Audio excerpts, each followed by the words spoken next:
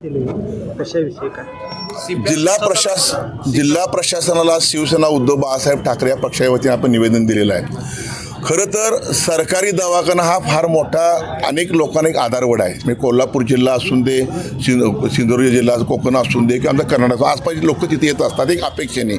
पण आता जर बघितलं की ह्या 3-5 वर्षामध्ये काही राजकीय लोकांनी आणि प्रशासनातील काही ठराविक अधिकारी काही चांगले अधिकारी तिथं आहेत की ते बघताना तिथं ते CPR म्हणजे एक सोन्याची कोंबडी देणारे अंडे असं बघतायत। तिथं निधी शासनाचा मोठमोठ्या घोषणा, मोठमोठ्या विकासाच्या घोषणा करायच्या, निधी आणायचा, पण निधी किती आणला आणि किती खर्च केला याबद्दल आमचा आक्षेप आहे। खरं तर जे आज CTVC म्हणतात त्याला CVTSला बघतात, म्हणजे हृदय शस्त्रक्रिया विभागाला 52 कोटी रुपयाचा त्यांनी प्रस्ताव दिलेला आहे। आमचा आरोप आहे किती काही केलं तर माझा आरोप आहे सगळ्यांचा आम्ही माहिती घेतलेला आहे 20 कोटीच्या पुढे हे साहित्य जाऊ शकत नाही।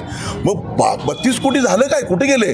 बरं तुम्ही तिथं काम करताना ज्या पद्धतीने कोटेशन काढले ते कोटेशन फेक असा आमचा आरोप आहे। एकाच माणसाने 3 कोटेशन तयार केले असं माझा त्या नजरेत आता आलेलं आमच्या माहिती घेतलेली आम्ही।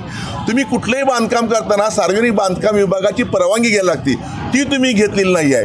बरं तुम्ही तिथलं आता मग GST असून दे, एक्साईज ड्युटी असून दे, बरं जुनं मशिनरी आहे, साधा मोबाईल जर आपण घेतला तर बायबॅक घेतल्यानंतर थोडी पैसे आपले येतात, ते पैसे आले ते कुठे गेले पैसे?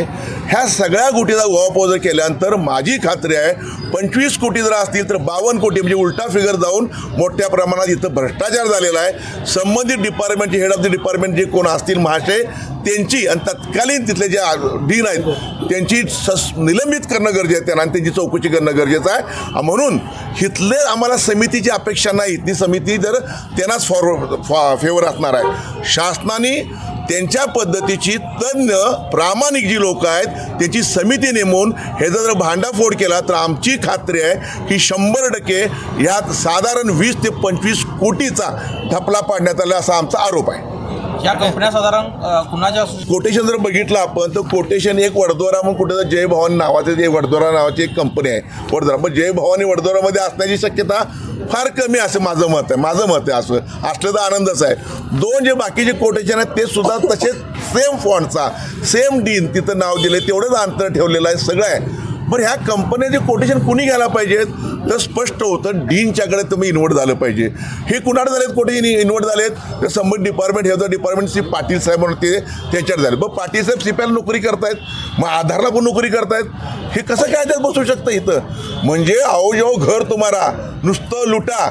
इथल्या अधिकाऱ्यांची प्रत्येक डीन जो येतो त्याची पाय नाही काय नाही चौकशी सगळ्या राज्यभर सुरू आहे। एक सुद्धा चांगला अधिकारी आमच्या कोल्हापूर येऊ शकत नाही आहे। म्हणजे आपला फेवरमधला आणायचा आणि शासनाचे पैसे लुटायचे हे बंद झालं पाहिजे।